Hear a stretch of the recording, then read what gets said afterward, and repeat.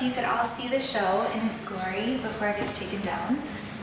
If you can't visit the show, this will be my little tour for you. Okay, this is the first one I ever made of an embroidered beaded work. It's, of course, Sean Connery, 007, and I did it when I was still in high school in 2002, ages ago. I basically just treated the needle and thread as if it was paint or acrylic or watercolor, and it was a unit that we had to do in high school. My mom was my teacher. She's an amazing teacher, and just really went with the complementary colors and just went crazy with the beads. And then just kept making these kind of beaded, strange little paintings all the way till now. So that was the first one. Another one that I did many years ago is this portrait of Joan Crawford. I was in a lot of cinema studies classes when I was at U of I as an undergrad, and I just thought she was such an interesting actress and played such wild, crazy characters that I wanted to do a portrait of her. So that is my portrait of Joan. Dolly Parton. Of course, these are all kind of a mix of pop culture meets art history. So Dolly Parton is still in this kind of pop culture vein. I feel that she is a very underestimated actress. If you've seen 9 to 5 and Steel Magnolias, you'll know just how wonderful she is. And I've got a little Aquanet backdrop there. Of course, I am originally from Rockford, Illinois, so I have a lot of sort of Rockford pride images. I feel that Rockford is a wonderful place to live and be from, has a very vibrant arts community, and if you've ever seen A League of Their Own, you will recognize the wonderful Rockford peaches, and that's actually Madonna as a Rockford peach.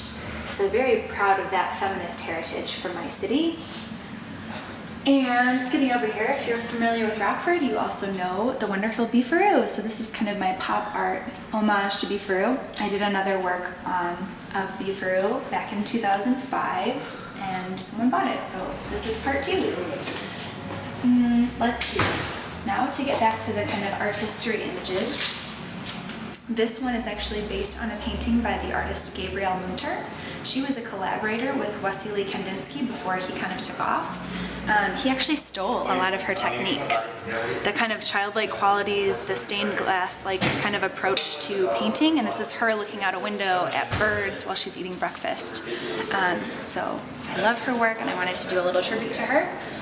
Then I have a couple based on Botticelli paintings. So this is the Madonna Magnificat by Botticelli, Renaissance artist, and it's one of the earliest images of the Virgin Mary riding.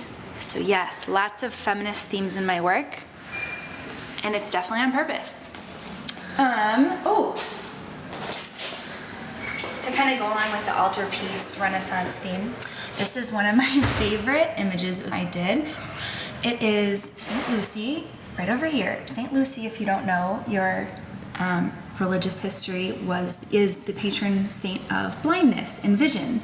And so I have lots of little eyes here in tribute to St. Lucie, and she's carrying her own eyes here on a little plate.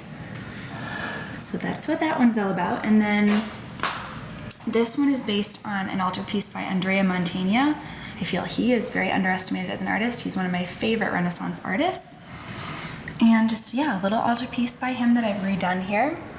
And then more kind of cinema icons with Ingrid Bergman and Carmen Miranda. Just strong female characters, I feel, from 20th century pop culture. And Richard Simmons, my Uncle Mark, who framed a lot of these pieces. I asked him what I should do for my next one, and he said Richard Simmons, so this was for my Uncle Mark.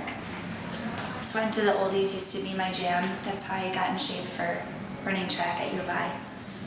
Got another Botticelli, The Birth of Venus. I did one, and they were very popular. Not that that's a reason to make art, but I knew this would be popular, so that's kind of why I remade it.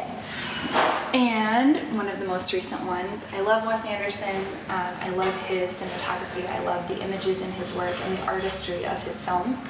So this is my homage to the Grand Budapest Hotel. The Grand Budapest Hotel, named very cleverly by my wonderful friend Maria, who is my wonderful camera woman today.